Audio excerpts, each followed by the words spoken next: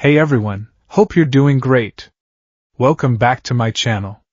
In today's video, we'll dive into what if Deku had a time travel quirk. Smash that subscribe button, and be sure to peek at the description below. Let's begin. Pain was the first language of his new life. It was a searing, razor-sharp dialect that spoke in the chorus of his own broken bones.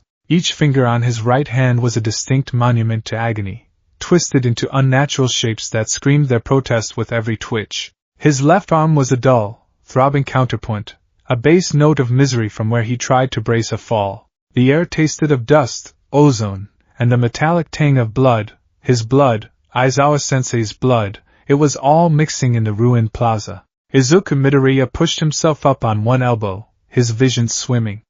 Before him, the unforeseen simulation joint had become a stage for a waking nightmare. Villains, a grotesque menagerie of mutations and smirking malice, littered the landscape, but they were the background noise. The focal point, the black hole that drew all light and hope into it, was the scene at the base of the stairs. Shigaraki Tamura, a man-child draped in dismembered hands, stood with a chillingly casual posture over their teacher. Aizawa-sensei, the formidable Eraserhead, was a broken ruin. One arm was bent at an impossible, sickening angle, the bone clearly shattered. His other was pinned to the cracked stone, the skin and muscle of his elbow flaking away into dust under the five-fingered grip of Shigaraki's other hand. Blood matted his black hair and poured from a grievous wound above his eye. His signature yellow goggles shattered and useless beside him. Yet, even now, he was struggling, trying to lift his head, to activate his quirk, to do anything. "You're cool, Eraserhead," Shigaraki rasped, his voice like sandpaper on bone. He tilted his head, a gesture that would have been curious on anyone else but was predatory on him. "But you're not the boss. You're just the mini-boss before the final level." He applied a little more pressure, and Aizawa let out a choked cry of pure agony. The sight sent a fresh wave of ice through Izuku's veins. Nearby, frozen in the water of the shipwreck zone, were Tsuyu Azuri and Minoru Mineta. Their faces were pale masks of terror. Tsuyu had a hand over her mouth, her wide, expressive eyes locked on their teacher's plight. Mineta was trembling so violently it looked like he might vibrate apart, tears and snot streaming down his face. They were paralyzed, trapped by a fear so profound it had become a physical cage. Izuku knew he was no better. He was broken, battered, and utterly outmatched. He had thrown his power, the sacred torch passed to him by All Might, at the monstrous creature Shigaraki called Noma. He had punched it with everything he had, a 100% Delaware smash that should have leveled a building. The Noma hadn't even flinched. It had absorbed the shock, and the recoil had shattered his arm. His fingers had been broken in the earlier skirmishes, desperate flicks of power that had saved Tsuyu but cost him dearly. He was useless. A liability. The Noma stood beside Shigaraki, a hulking behemoth of ink-black muscle, its brain exposed and pulsing sickeningly within its skull. Its eyes were vacant, lifeless beads fixed on nothing. It was a puppet of pure, destructive force, and its strings were held by the man-child currently torturing their teacher. "It's a shame, really," Shigaraki continued, scratching his neck with his free hand, the nails scraping audibly against his dry skin. "All this effort, and the main character isn't even here. Game over, I guess." He lifted the hand from Aizawa's elbow and began to lower it towards his face. The world slowed to a crawl. Izuku saw the trajectory of that hand. He saw the 5 points of contact that would mean death. Aizawa's one good eye widened, not in fear, but in a final, defiant glare. Tsuyu's silent scream finally found voice, a strangled "No!"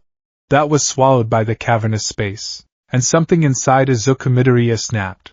It wasn't a thought. It wasn't a plan. There was no strategy, no analysis, just a primal, screaming instinct that roared louder than the pain, louder than the fear. It was the same instinct that had made him run towards the sludge villain to save Kaken, a reckless, suicidal, heroic impulse that was the very core of his being. "I have to move." He forgot his broken bones. He forgot his exhaustion.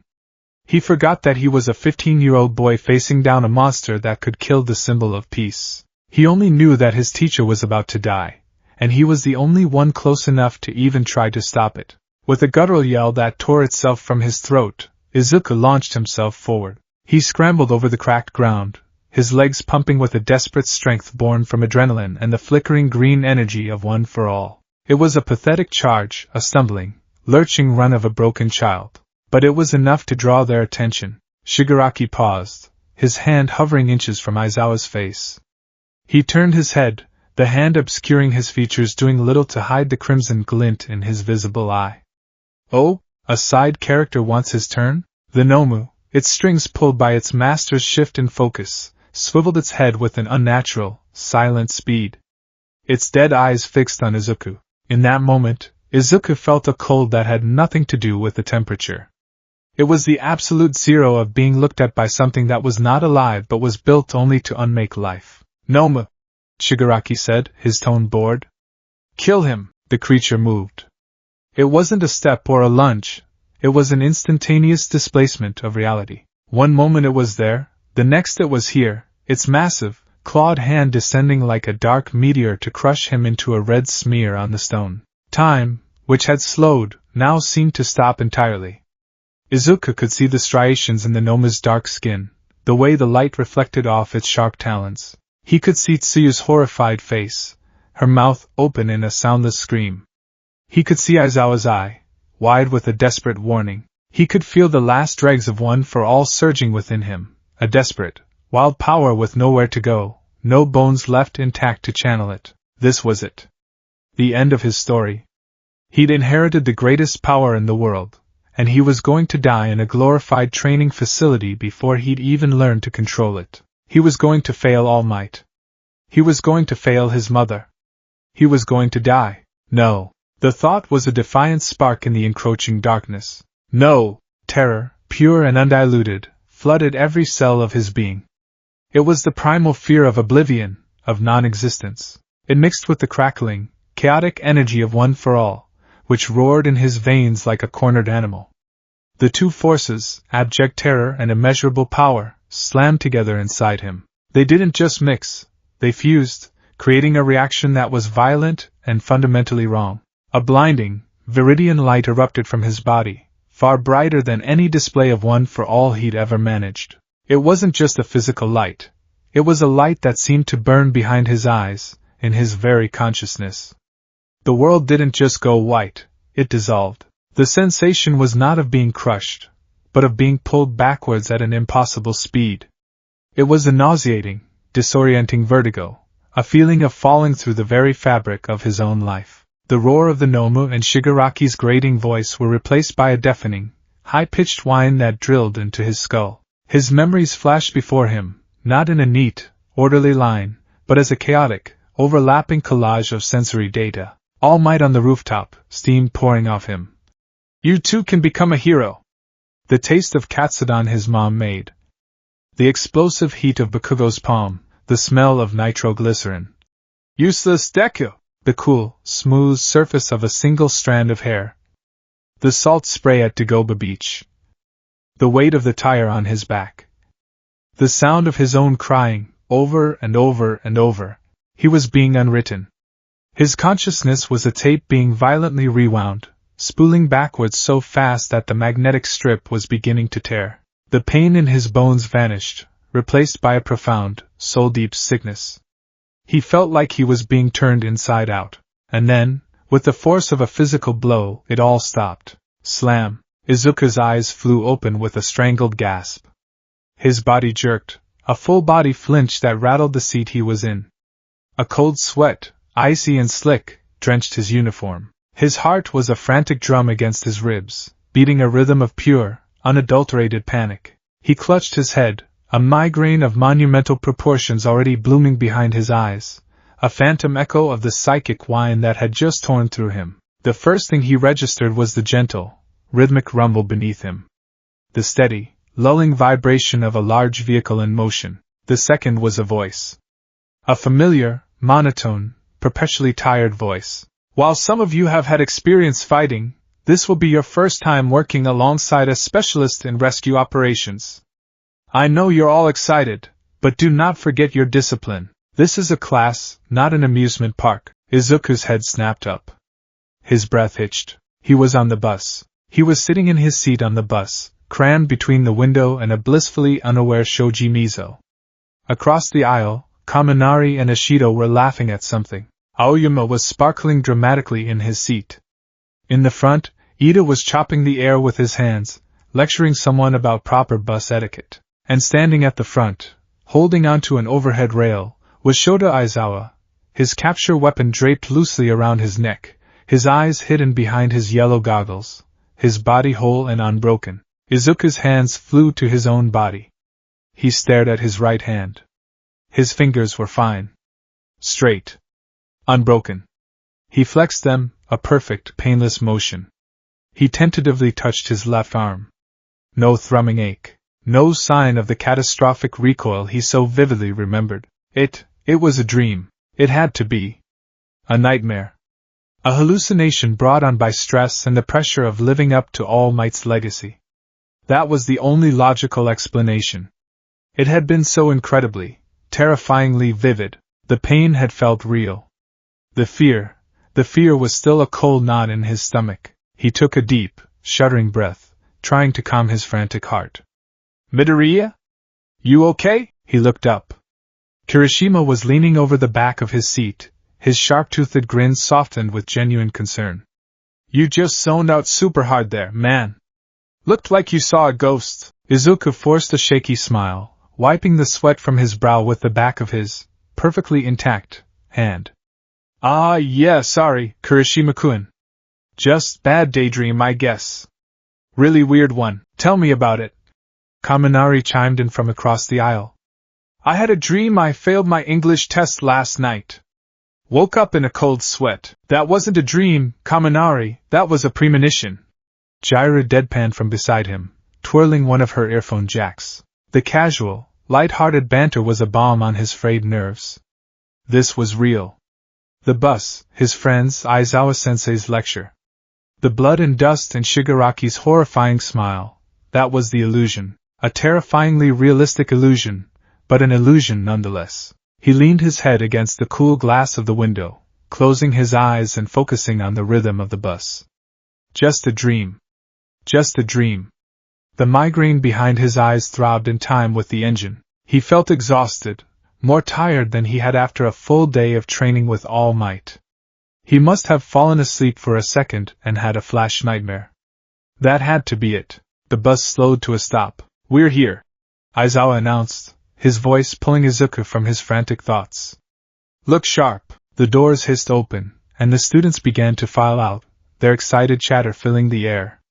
Izuku followed them on unsteady legs, feeling strangely disconnected from his own body. He stepped out onto the pavement and looked up. The massive, domed structure of the unforeseen simulation joint loomed before them, exactly as he remembered. A slight shiver, unrelated to the temperature, traced its way down his spine. Hello, everyone, I've been waiting for you. A figure in a puffy, white spacesuit stood at the entrance. The Space Hero, 13. The class erupted in excited gasps. Uraraka's hands were clasped to her cheeks, her eyes sparkling. It's 13!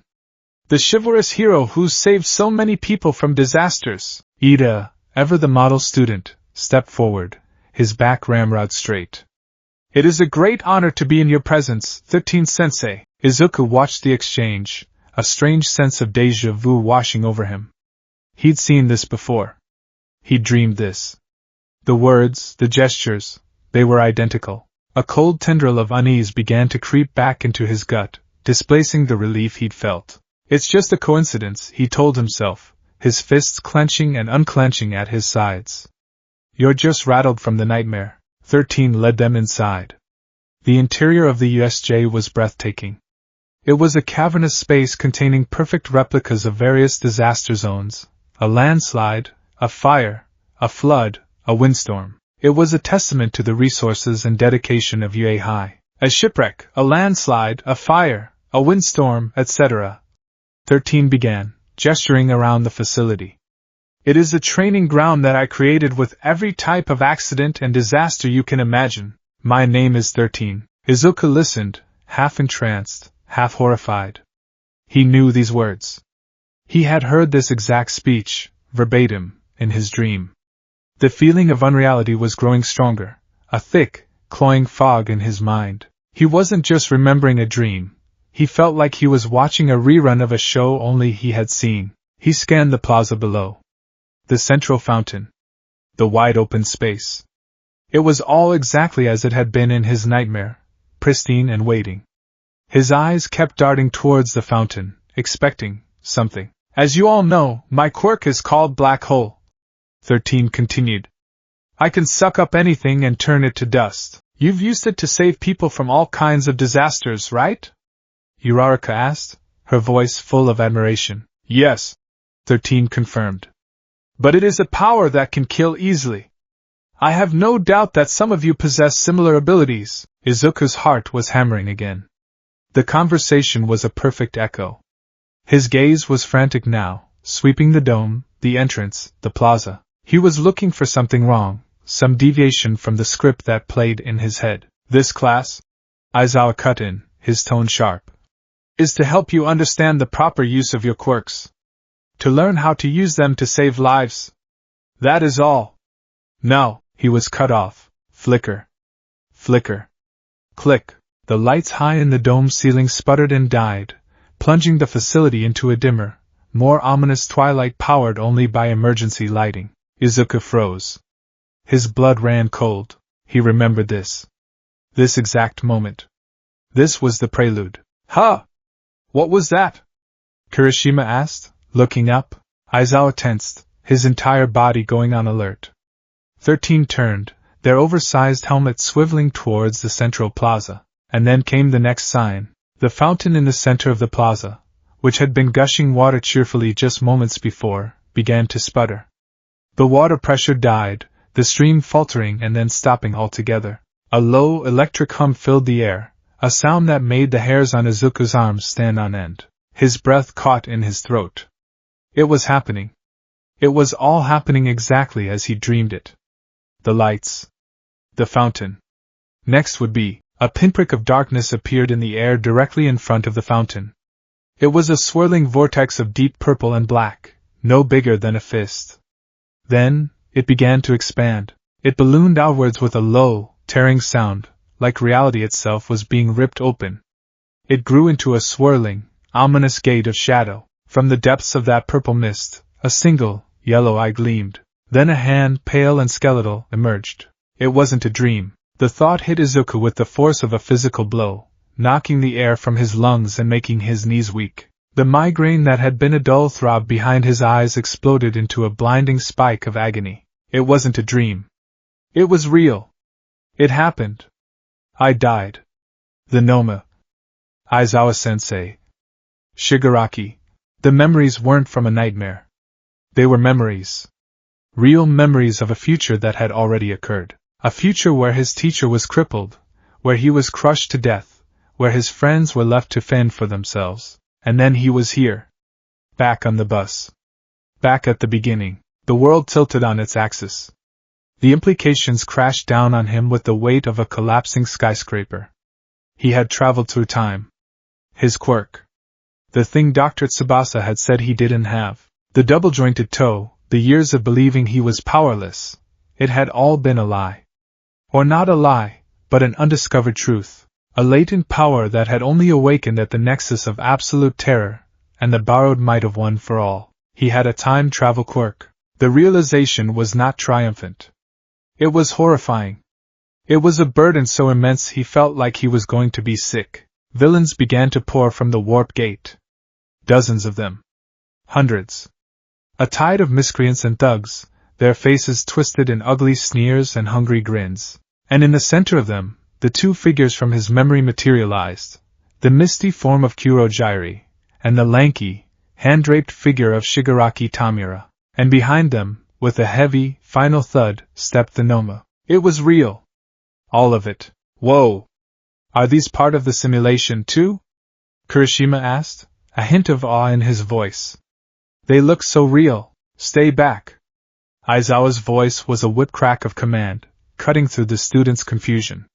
He pulled his yellow goggles over his eyes, the fabric of his capture weapon tightening around his neck. These are not actors. They are real villains. The students gasped, their excitement curdling into fear. Aizawa took a step forward, ready to leap into the fray. 13. Protect the students. Kaminari, try to contact the school with your quirk. Yes, sir. Sensei, you can't. Kaminari yelped, his face pale. There are too many of them. Your fighting style isn't suited for a frontal assault against a crowd. Izuku's mind was a whirlwind. He saw it all again, Aizawa leaping down the stairs, a whirlwind of black cloth and controlled fury. He would take out the grunts, yes, but he would be worn down. He would face Shigaraki and the Noma. His elbow would be turned to dust. His skull would be fractured. He would be broken and left for dead. That future was no longer a dream he could dismiss. It was a recorded event, a historical fact from a timeline that only he remembered. And it was about to happen again. He had a choice. He could stay quiet. He could huddle with the other students, let events play out, and pray that all might arrive in time, just like he must have in the other timeline. Why else would he have jumped back if not for his own death? He could be safe. He could avoid the risk of sounding insane, of revealing a power he didn't understand and couldn't control. Or he could speak. He could change it. He could use this terrifying, impossible knowledge. He could tear up the script. The memory of Aizawa's choked cry of pain echoed in his ears. The image of his bloodied face was burned into the back of his eyelids. There was no choice at all. Sensei, wait! The words burst out of him, raw and desperate. His voice cracked, but it was loud enough to cut through the tension. Every head swiveled towards him. 13 paused in their attempt to shepherd the students back. Ida stopped mid-hand chop. Bakugo, who had been grinning with a feral excitement, shot him a look of pure, irritated confusion. Aizawa stopped, his foot hovering on the edge of the top step. He looked back over his shoulder, his visible eye narrowed with impatience. Midoriya, this is not the time for questions. Get back with the others. Izuku took a shaky step forward, his whole body trembling not just from fear, but from the sheer, earth-shattering gravity of what he was about to do. His heart felt like it was trying to beat its way out of his chest. It's not just a random attack, Izuku said, his words tumbling out in a rush. He pointed a trembling, blessedly whole finger towards the plaza. There are hundreds of them, but they're just the foot soldiers. Their goal is All Might. They came here to kill him. A stunned silence fell over the group. Aizawa's eye widened slightly. Bakugo's angry confusion deepened into a suspicious scowl. What the hell are you talking about, Deku? How could you possibly know that? Izuku ignored him, his gaze locked on his teacher. He had to make him believe. His life, and the lives of his friends, depended on it. The main ones are the man covered in hands and the one made of purple mist. Izuku continued, his voice gaining a frantic conviction. The mist villain, his name is Kurojiri. He's a warp gate. That's how they all got in, and that's how they'll try to separate us. His real body, it's not the mist. There's a physical form, a metal brace or something, hidden inside the fog around his neck. That's his weak point. He was babbling, he knew it, but he couldn't stop. The information was pouring out of him, a torrent of classified intel from a battle that hadn't yet been fought. Aizawa's expression shifted from impatience to sharp, critical focus. He stared at Izuku, his analytical mind clearly processing the impossible flood of data. How could Midoriya know this? A quirk? An accomplice? The implications were staggering, but the details were too specific, too tactical, to be a random guess. Izuku's gaze shifted to the hulking, silent monster standing beside Shigaraki. The memory of its hand descending on him, of the absolute certainty of his own death, sent a jolt of pure terror through him. He met Aizawa's gaze again, his own eyes wide with a fear that was so genuine, so profound, it was more convincing than any argument. And that one? Izuku whispered, his voice cracking with the memory of the agony. The big one. The one that looks like a giant birdman. Don't fight it head-on. Sir, please, whatever you do, don't engage it directly. Your quirk won't work on it. What? Aizawa's voice was sharp. I don't know why. Maybe it has multiple quirks, or maybe it's not a single organism. I don't know. But its main power is shock absorption. It was bioengineered specifically to kill All Might at 100% of his power. It can take any punch you throw at it, and not even feel it. The plaza below had fallen silent. Shigaraki, who had been enjoying the hero's panic, tilted his head. He couldn't hear what was being said, but he could see the dynamic had shifted. The heroes weren't panicking anymore. The green-haired boy was talking, and the pro-eraserhead was listening. Aizawa stared at Izuku, 1,000 questions warring in his eyes. The boy was shaking like a leaf, pale as a sheet, but his gaze was unwavering. He believed every word he was saying, and the information, if it was true, it changed everything. It turned a reckless charge into a calculated suicide. He had two choices. Dismiss his students' hysterical, impossible claims and proceed as planned. Or trust him. Trust this strange, earnest, problematic student who possessed monstrous power he couldn't control and, apparently, intelligence he shouldn't have. He looked down at the sea of villains. At Shigaraki. At the Nomu. He thought about Midoriya's specific, tactical warnings. Warp Gate's physical body. Shock absorption. A weapon to kill All Might. It was insane. But in the world of quirks, insanity was just another variable. And ignoring a variable, no matter how unbelievable, was a fatal mistake for an underground hero. Aizawa's posture changed. He settled back on his heels, no longer poised to leap. He turned his full attention back to his students, his voice low and deadly serious, a far cry from the impatient command of a moment ago. 13. New plan. Initiate a full lockdown of the facility. Barricade the entrance. Nobody gets in or out. He looked at Ida. Ida, you are the fastest. The second there is an opening, you run. You do not stop, you do not look back. You run back to the main campus and you bring every pro-hero you can find. That is your mission. Ida's jaw tightened. But, Sensei, that is an order, class rep, Aizawa said, his tone leaving no room for argument. Then, he looked at Izuku. The expression in his eye was unreadable, a mixture of suspicion, alarm, and a sliver of something that looked like trust. Midoriya, he said, and the name hung in the air, heavy with unspoken questions. You're with me. Down in the plaza, Shigaraki scratched his neck, an irritated, grating sound that echoed in the sudden silence. Well? He rasped to Kurojairi. This is boring.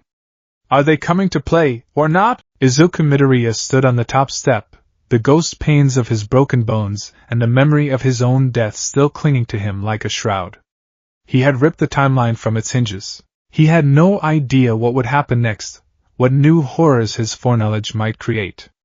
But as he looked at Aizawa-sensei, alive and whole beside him, he knew he'd made the right choice. The first echo of his terrifying new power had sounded, and the future of their world had just been rewritten. The silence that followed Izuku's declaration was a fragile, crystalline thing, shattered instantly by a voice thick with explosive indignation. What the hell did you just say, shitty Deku? Bakugo Katsuki snarled, taking a menacing step forward. His hands were already starting to spark, the scent of nitroglycerin a sharp, aggressive tang in the air. You with him? Are you kidding me? Since when do you get to give the orders, you useless nerd? You gonna cry him to death? Izuku flinched, the force of Bakugo's rage a familiar and painful thing. But before he could stammer out a response, Aizawa's voice cut through the tension like a shard of ice. Bakugo, stand down. That's an order. Aizawa didn't even turn to look at him. His focus was entirely on the plaza below, his posture coiled and ready. The command was spoken with such quiet, absolute authority that even Bakugo was momentarily stunned into silence, his explosion sputtering out with a frustrated hiss. The other students stared, wide-eyed. Aizawa-sensei was not only listening to Midoriya, he was defending him. The world had truly turned upside down. Midoriya, Aizawa said, his voice a low murmur meant only for him. More. Anything else? Fast. Izuku's mind, a chaotic storm of fear and adrenaline, struggled to latch on to the crucial details of the timeline that wasn't. The phantom pain in his fingers was a ghostly reminder of his desperation. Shigaraki, the hand villain, he whispered, his voice hoarse. His quirk is decay. Anything he touches with all 5 fingers of one hand disintegrates. Don't let him get a hand on you. He's fast and erratic, but he's not a trained fighter. He's more like a rabid animal. Aizawa gave a curt, almost imperceptible nod. Understood. He turned to the rest of the stunned class. 13 has command here. Protect them. Ida, you know your mission. Do not fail. Without another word, he was gone. He didn't just leap. He launched himself into the abyss between the stairs and the plaza like a hawk diving on its prey. His capture weapon, a living extension of his will, billowed out around him. He was a dervish of black cloth and grim purpose, descending into the heart of the enemy army. Down below, Shigaraki watched him come, a manic glee in his one visible eye. Ooh, he's coming to play after all! How exciting! Get him! The mob of villains surged forward, a wave of crude weapons and grotesque mutations. In the timeline Izuku remembered, this had been a grueling war of attrition for Aizawa, a brilliant but ultimately draining display of skill. This time, it was a hunt. Aizawa wasn't just fighting a crowd. He was executing a strategy built on impossible intel. His first target wasn't the biggest threat, or the closest enemy. His gaze was locked on the swirling purple mist of Kurogyri, who was already beginning to expand, intending to warp the students away. So much for your plan. Kurogyri's disembodied voice echoed, smooth and chilling.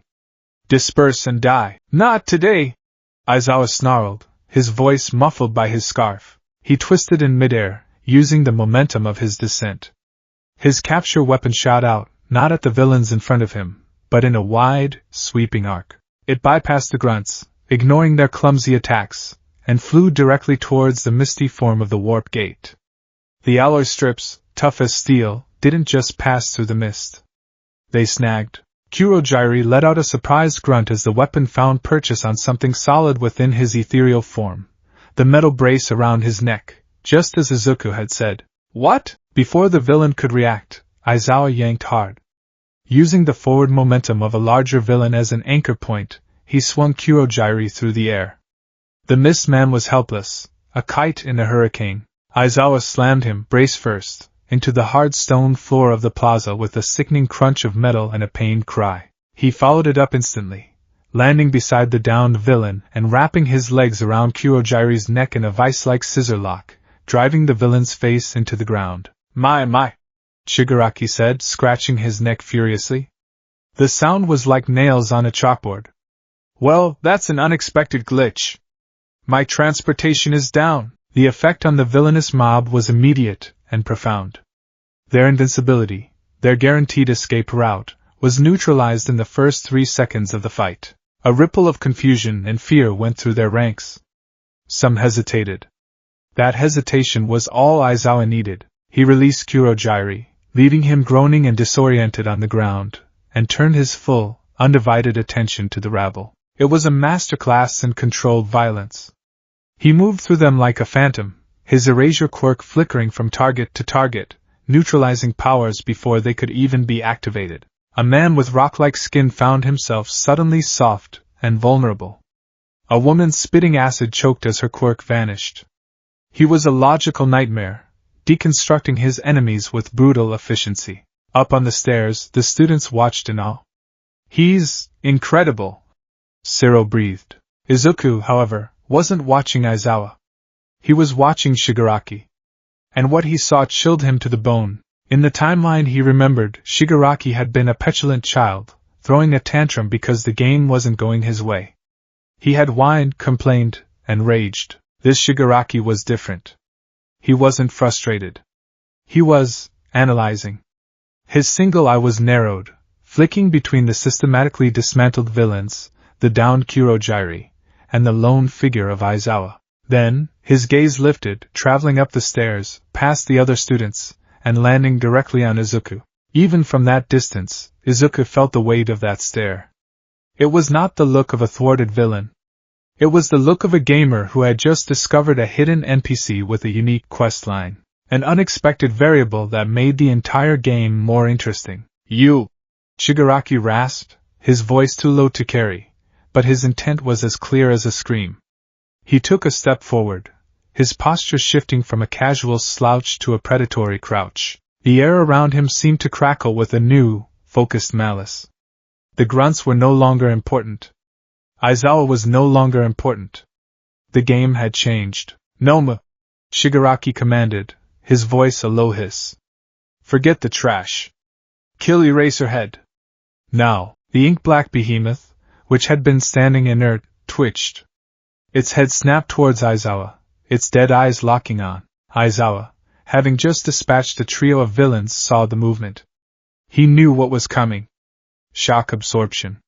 My quirk won't work. Izuku's warning echoed in his mind.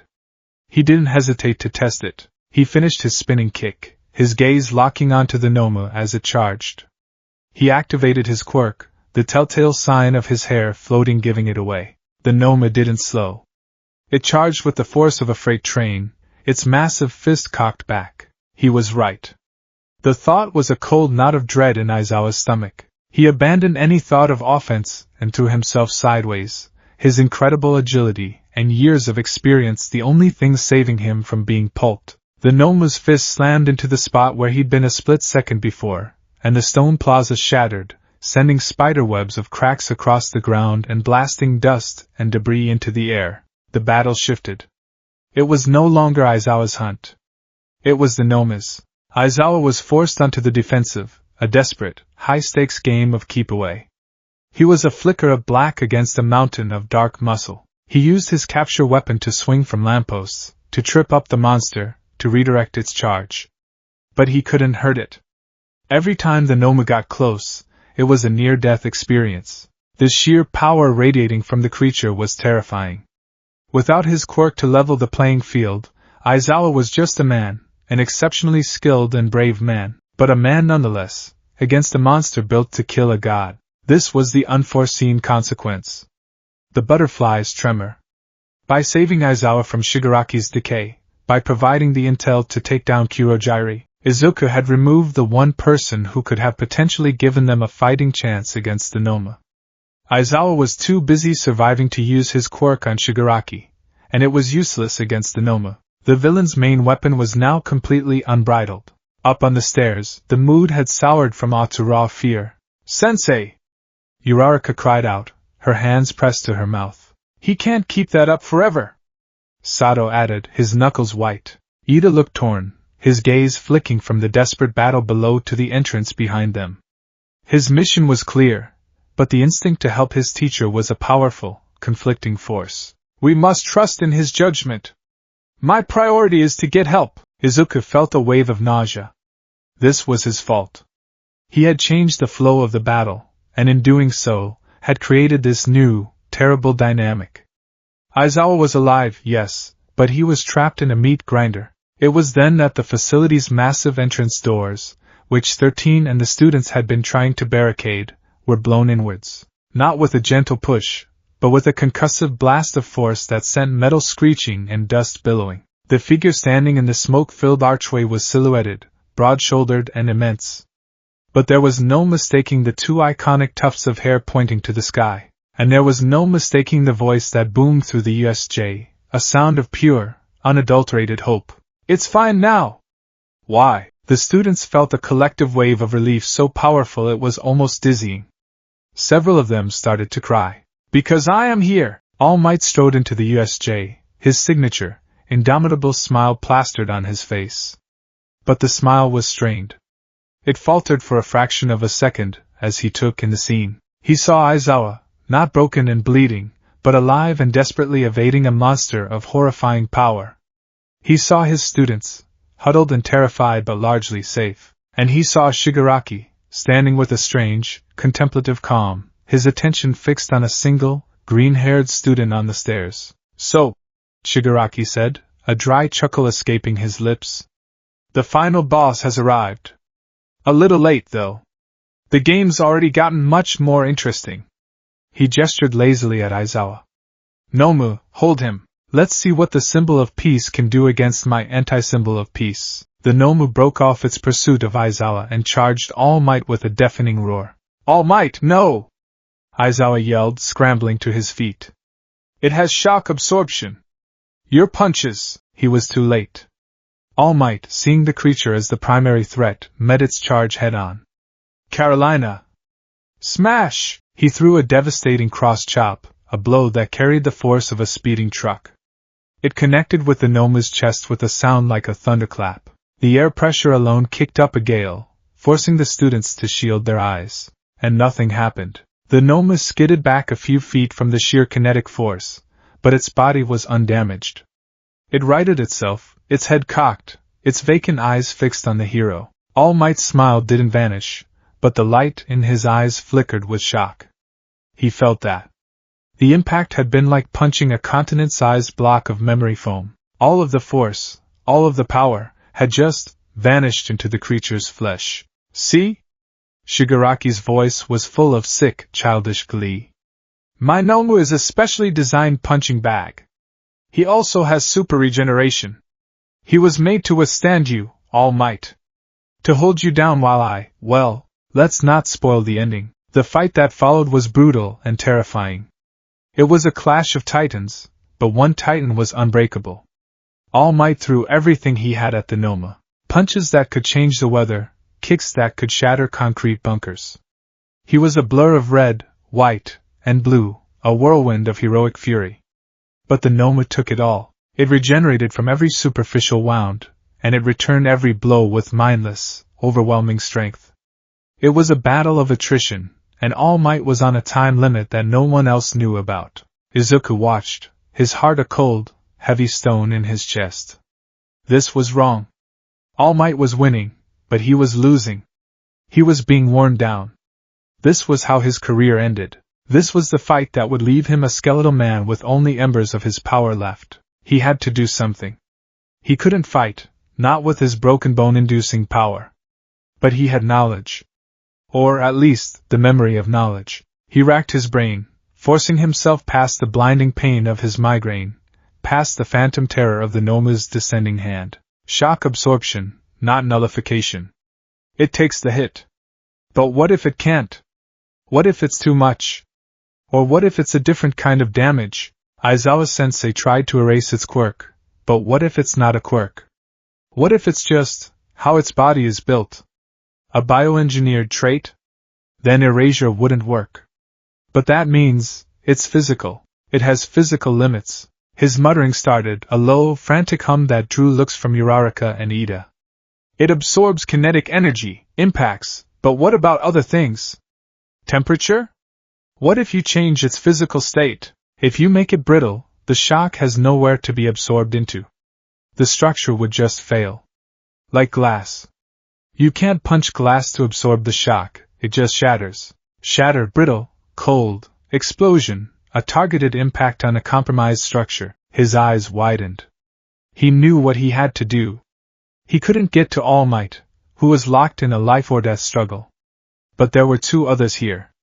Two people with the perfect combination of quirks. He turned, his frantic gaze landing on the two most powerful and volatile students in his class. Todoroki Shoto stood stoic and silent, his left side still unused, his right hand frosted with a light layer of ice. A few feet away, Bakugo was practically vibrating with pent-up aggression, his palms smoking, his teeth gritted in a furious snarl. Kaken! Todoroki-kun! His voice was sharp, urgent, cutting through the roar of the battle. Both of them turned to look at him, their expressions a mixture of surprise and annoyance. What do you want, you damn nerd? Bakugo barked. Can't you see the main event is happening? I have an idea, Izuku said, pointing down at the fight. It's weakness. It's not about overwhelming power, it's about the type of power. We have to help All Might. Todoroki's mismatched eyes narrowed. And what would you know about its weakness? Just trust me, Izuku pleaded, the desperation raw in his voice. Todoroki-kun, your ice. It absorbs impacts, but can it absorb being frozen solid? You have to immobilize it, make its body brittle. Kaken, your explosions. They're not just blunt force, they're concussive and thermal. If Todoroki can freeze one of its limbs, you need to hit that exact spot with your most powerful, focused blast. Create a structural failure. A shattering point. He was speaking their language. Not the language of heroism, but the language of quirks. Of application, strategy, and power. Todoroki looked from Izuku's desperate, pleading face down to the battle. He saw All Might land a thunderous blow to the Noma's head, only for the creature to shake it off and counter with a wild swing that All Might barely dodged. He saw the logic in Midoriya's insane-sounding plan. It was a gamble, but it was a better strategy than simply watching their mentor get pummeled. Bakugo just stared at him, his red eyes wide with a complex, furious emotion. Deku. Useless, quirkless, pebble-in-the-road Deku was standing here, directing him. Giving him tactical advice. And the worst part was, it made sense. It was a good damn plan.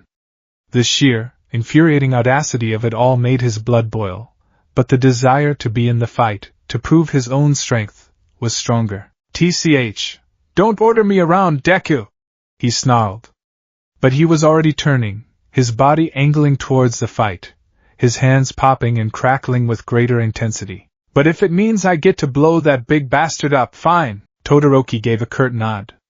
Let's go. Without another word, the two of them broke from the group, charging down the stairs. Wait! It's too dangerous! 13 called out, but they were already gone. All Might saw them coming and his eyes widened. Young Todoroki! Young Bakugo! Stay back! We're ending this, All Might! Todoroki yelled. He slammed his right foot down, and a colossal wave of ice erupted from the ground, surging towards the Nomu. It wasn't a simple ice slick, it was a glacier, a tidal wave of absolute zero that consumed the plaza. The Nomu, its attention on All Might, was too slow to evade. The ice surged up its legs, its torso, encasing its right side completely in a thick, frosty prison. It roared, a sound of fury and surprise, and struggled, the ice cracking under its immense strength. Now, you icy hot bastard! Bakugo screamed, using his explosions to propel himself through the air like a missile. He spun, building up kinetic energy, his right hand glowing with furious orange light. AP shot! Autocannon! He unleashed a series of rapid-fire, armor-piercing explosions, not at the Nomu's center of mass, but targeted with pinpoint precision at the creature's frozen shoulder and arm. Boom! Boom! Boom! The effect was instantaneous and devastating. The supercooled, brittle flesh couldn't absorb the concentrated, concussive blasts. Cracks, like those on a shattered windshield, spread from the points of impact. With a final, ear-splitting crack, the Nomu's entire right arm and a portion of its shoulder shattered into 1,000 frozen, fleshy pieces. The creature screamed, a high-pitched, unearthly shriek of genuine pain. Shigaraki's jaw dropped. It took damage? They damaged my Nomu? Cheaters! You're all cheating. All Might seized the opportunity. With the Nomu wounded and off balance, he put everything he had left into one final, desperate blow. Go beyond! Plus, Ultra! He drove his fist into the Nomu's exposed brain, a punch that carried not just power, but the weight of all their hopes. The monster was driven backwards, flying through the air like a cannonball. It smashed through the dome of the USJ, disappearing into the sky as a tiny, twinkling speck. A deafening silence fell over the facility, broken only by the ragged, heavy breathing of the heroes. It was over. They had won, but the victory felt hollow. Shigaraki was still there, scratching his neck with a frantic, terrifying energy. His plan was in ruins, his ultimate weapon defeated. He was shaking with rage. I hate this game, he hissed. I hate cheat codes. I hate NPCs that don't follow their scripts. His crimson eye, burning with a furious, psychotic light, found Izuku on the stairs once more. The remaining pros, alerted by Ida, began to arrive. Snipe appeared on the upper level, his guns leveled. Cementos and Ectoplasm moved to secure the area. The remaining villains, seeing their leaders defeated, surrendered immediately. Shigaraki saw his window closing. Kurogyri was still struggling to his feet, his warp quirk sputtering. Kurogyri! Get us out of here! Now! But Tamura Shigaraki, my body is, now! Shigaraki shrieked. As Snipe's bullets flew towards him, Shigaraki grabbed the dazed Kurogyri. The mist swirled violently around them, and just before a bullet could hit Shigaraki's head, they vanished. But not before Shigaraki's final, chilling words echoed back through the now quiet plaza, words directed not at All Might, not at the pros, but aimed like a poisoned dart directly at one terrified, green-haired boy. I don't know what you are, you little glitch! The raspy voice promised, a ghostly echo in the vast dome. But I'm going to find out. I'm going to find your cheat code, and I'm going to take it for myself. The threat hung in the air, a permanent stain on their victory. The aftermath was a blur of activity. Paramedics saw to the few minorly injured students. Police began rounding up the villains. All Might, leaning heavily against the wall, finally let his transformation drop, shrinking into his skeletal form in a cloud of steam, hidden from the students' view. Izuku felt 100 pairs of eyes on him. His classmates were staring, their expressions ranging from awe to confusion to suspicion. Bakugo was glaring at him with an intensity that was terrifying, a silent promise of a future confrontation. Todoroki simply watched him with his cool, analytical gaze, a silent question in his eyes. He had saved them. He had saved Aizawa from being crippled. He had saved All Might from a career-ending, or life-ending, beating. But he had also painted a target on his back, a target so bright it felt like it was burning his skin. And he had revealed a part of himself that he couldn't explain. He was so lost in his thoughts, in the throbbing agony of his migraine and the echoing terror of Shigaraki's promise, that he didn't notice the figure approaching him until a hand landed firmly on his shoulder. He looked up into the tired, bloodshot eyes of his homeroom teacher. Aizawa's face was grim, his expression stripped of all pretense. The usual apathy was gone, replaced by an unnerving, laser-like focus. He was no longer a teacher looking at a student. He was an underground hero looking at an anomaly that had saved his life and endangered them all in the same breath. Midoriya. Aizawa's voice was low, devoid of emotion, which made it all the more intimidating. He gestured with his head towards a secluded corner, away from the prying eyes and ears of the other students and pros. We need to talk. Izuku's heart plummeted. The immediate danger was over, but his personal trial was just beginning. Now, the walk to Principal Nizu's office was the longest of Izuku Midoriya's short life. Each step echoed in the unnervingly silent, pristine hallways of UA's main building, a stark contrast to the chaotic ruin of the USJ he had just left behind. He was acutely aware of Aizawa-sensei walking beside him, a silent, imposing shadow whose presence felt heavier than a physical weight. There was no conversation, just the soft scuff of their shoes on the polished floor and the frantic, jackhammer rhythm of Izuku's own heart. He felt like a prisoner being led to his own execution. The adrenaline of the battle had long since faded, leaving behind a bone-deep exhaustion and a skull-splitting migraine that felt like a drill boring into his temples. This pain was different from the clean, sharp agony of a broken bone. It was a messy, cerebral pain, an agonizing testament to the unnatural journey his consciousness had taken. It was the price of his new power, and the first payment was already crippling. He had been briefly checked over by paramedics at the scene. They had found nothing physically wrong with him, no broken bones, no scrapes, not even a bruise. They'd attributed his pallor, his trembling, and the splitting headache to shock, a perfectly reasonable diagnosis under the circumstances. Only he, and perhaps now Aizawa, knew it was something far stranger, far more terrifying. Aizawa didn't speak until they reached the large, oak door marked Principal. He knocked twice, a sharp, precise rap that belied his disheveled appearance. A faint, cheerful voice called from within. "Come in!" Aizawa pushed the door open and gestured for Izuku to enter first. The principal's office was both exactly what one would expect and entirely surprising. It was spacious and lined with towering bookshelves filled with volumes on law, philosophy, battle strategy, and quirk theory. A large mahogany desk dominated the room, and from behind it, a small, white-furred creature with a scar over one eye looked up, a teacup held delicately in one paw. Principal Nizu, the highly intelligent animal with the high-spec quirk, smiled. "Ah, Aizawa-kun. And young Midoriya. Please have a seat." Tea? Izuku's throat was too dry to even consider it. He shook his head numbly, his eyes darting around the room. He wasn't just taking in the decor. He was looking for the other occupant he knew had to be here. A sudden, hacking cough from a high-backed armchair in the corner confirmed his suspicion. Young Midoriya, the skeletal form of Toshinori Yagi, All Might's true form, rose unsteadily from the chair. He looked even more gaunt than usual, the shadows under his eyes like dark bruises. The fight with the Nomu, even the altered, easier version of it, had taken a tremendous toll. Blood trickled from the corner of his mouth, and he wiped it away with the back of a bony hand. All Might, Izuku breathed, a fresh wave of guilt washing over him. Sit, Aizawa commanded, his voice gentle but firm. He guided Izuku to a chair opposite the principal's desk and took the one beside him, his posture rigid and alert. The atmosphere in the room was thick with unspoken questions. Niza set his teacup down with a soft click, his beady black eyes fixed on Izuku. There was no cheerfulness in them now, only a piercing, unnerving intelligence that seemed to see right through him. Midoriya-kun, Niza began, his tone polite but edged with steel.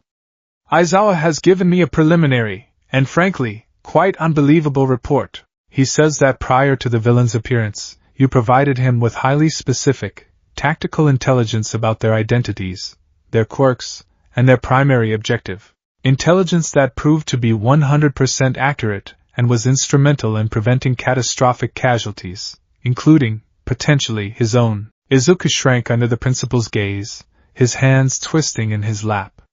He could feel the eyes of all three pros on him, a crushing weight of expectation and suspicion. Furthermore, Niza continued, folding his paws neatly on his desk, you later provided a theoretical weakness for the creature known as Nomu that allowed young Todoroki and young Bakugo to assist All Might in its defeat.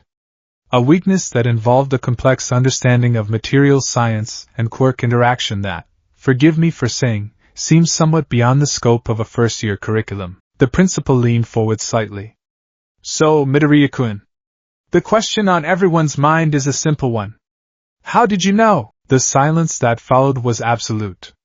Izuku's mind raced, searching for a lie, any plausible explanation that could get him out of this. An analysis quirk that had suddenly manifested? A lucky guess? An informant? Every option was more ridiculous and incriminating than the last.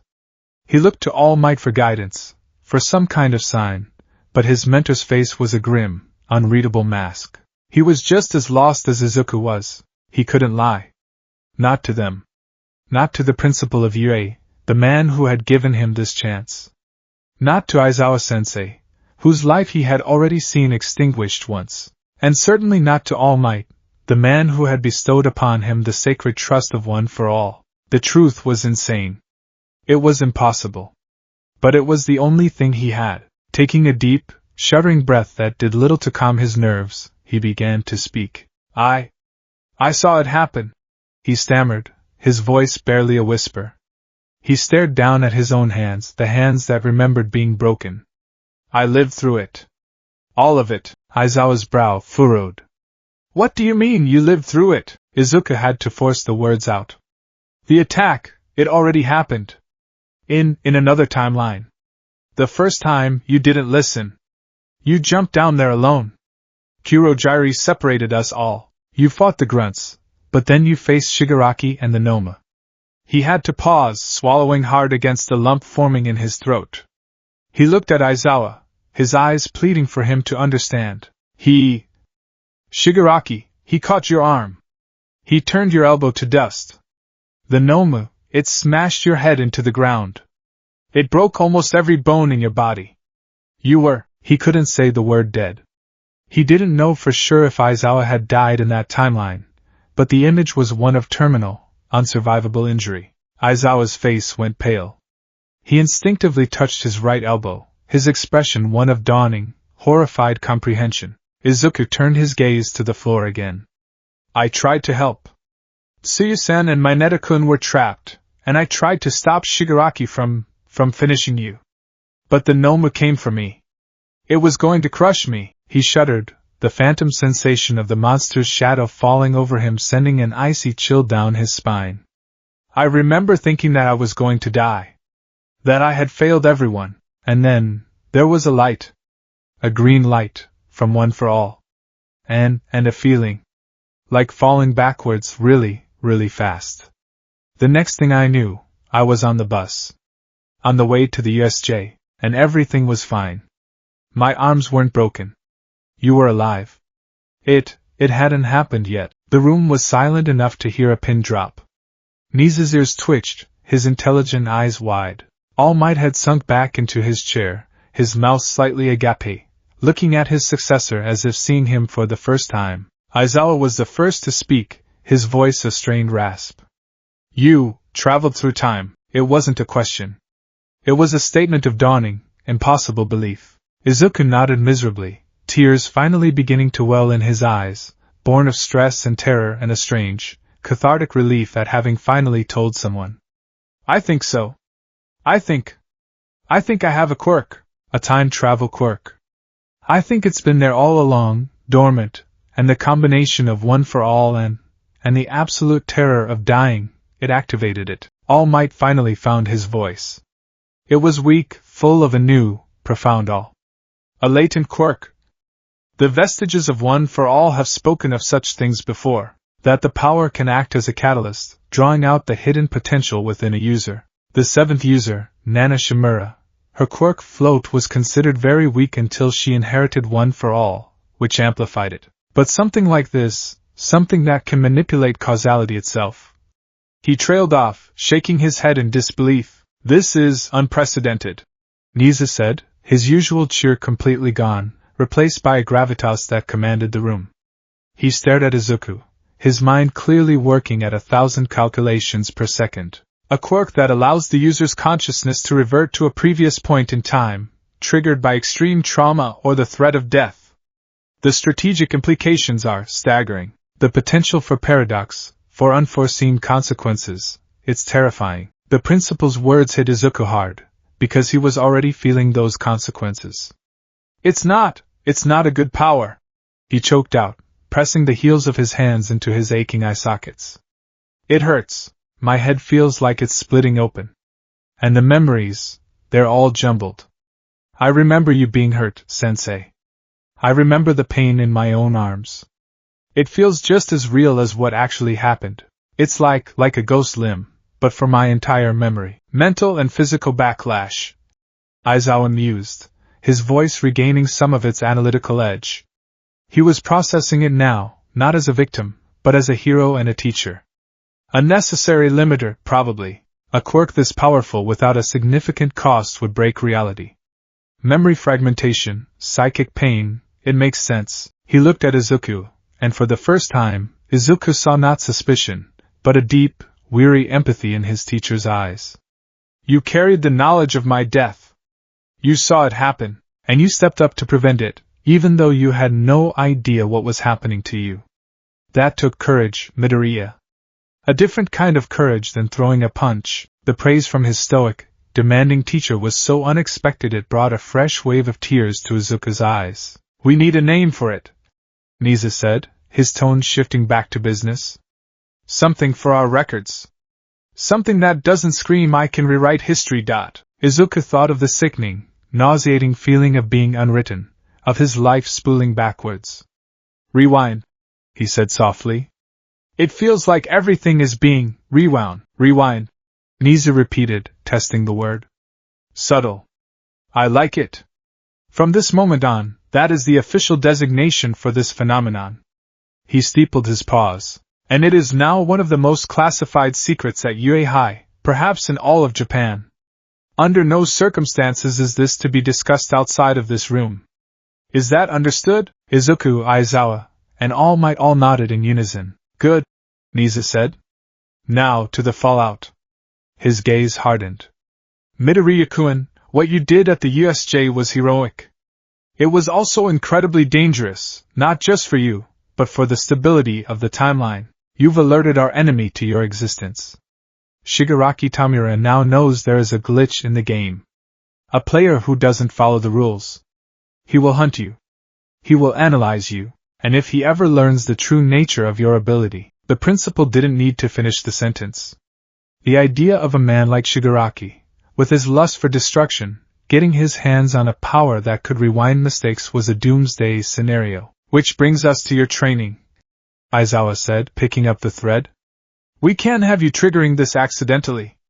We can't have you jumping back in time every time you face a stressful exam. Your control over one for all is still rudimentary. From what you described, the two quirks are linked. The stronger your handle on one for all, the more control you might have over. Rewind. We will have to adapt your training regimen, young Midoriya. All Might added, his voice regaining some of its familiar, reassuring strength. It's no longer just about controlling the power output. It's about controlling your emotional state while using that output. We must find a way to help you master this, or at the very least, understand it, so it doesn't consume you. The rest of the day passed in a haze for Izuku. He was excused from the rest of classes, escorted by Aizawa to the school's infirmary. The official story was that he was suffering from severe shock and a migraine brought on by the stress of the villain attack. It was a story everyone, including his worried classmates, readily accepted. Recovery Girl, the youthful heroine, tooted over him, her words a sharp counterpoint to her gentle quirk. Goodness boy, you look like you've been run over by a truck and then backed over for good measure. Your energy levels are practically zero. It's a miracle you're still standing. She gave him a kiss, and her healing quirk washed over him. The sharpest edges of the migraine dulled to a persistent, heavy throb, and the crushing exhaustion eased slightly, but it didn't fix the core problem. Her quirk healed the body, but the wounds on his mind, the scars on his very consciousness, were beyond her reach. She prescribed bed rest and forbade him from any training for at least 48 hours.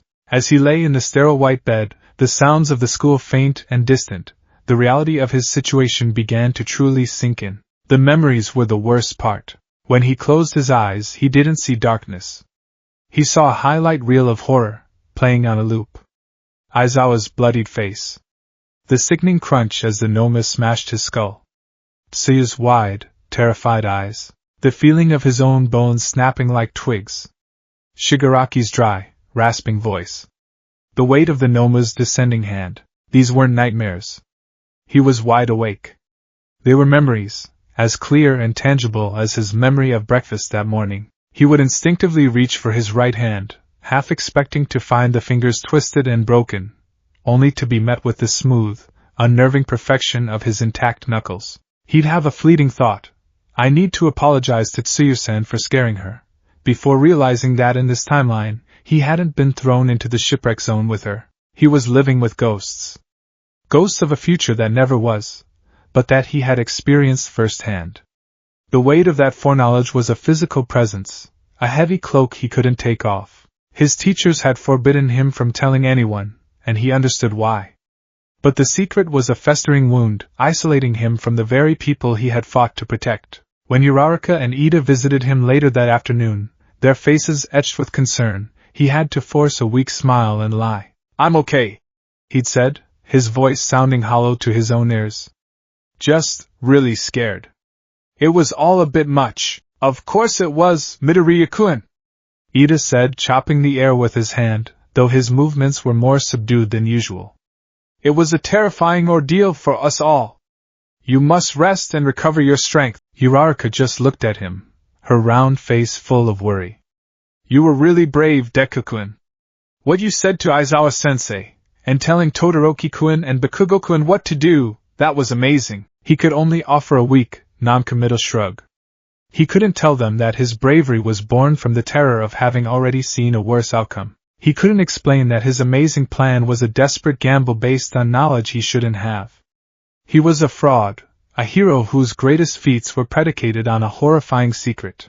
The distance between him and his friends already felt like a vast, unbridgeable chasm. The next day, Aizawa announced that UA's annual sports festival would be proceeding as scheduled. The administration believes that canceling the festival would be a sign of weakness, he explained to the class, his face as impassive as ever, though Izuku could now detect the subtle exhaustion in his eyes. It's a message to the villains that we are not afraid, that our systems have not been broken. Security will be tripled. This is a huge opportunity for all of you. Don't waste it. A wave of excitement went through the class. The sports festival was the premier event for aspiring heroes, a chance to get noticed by pro agencies and sidekicks. For everyone else, it was a chance to prove themselves, to show the world that Class 1A was not defined by the trauma of the USJ. For Izuku, the announcement was like a death sentence. His heart sank into his stomach, a cold, leaden weight. The sports festival. The name alone triggered a cascade of memories from a future he hadn't yet reached, but that felt as certain as the rising sun. He remembered his fight with Shinso Hitoshi from General Studies, the boy with the brainwashing quirk.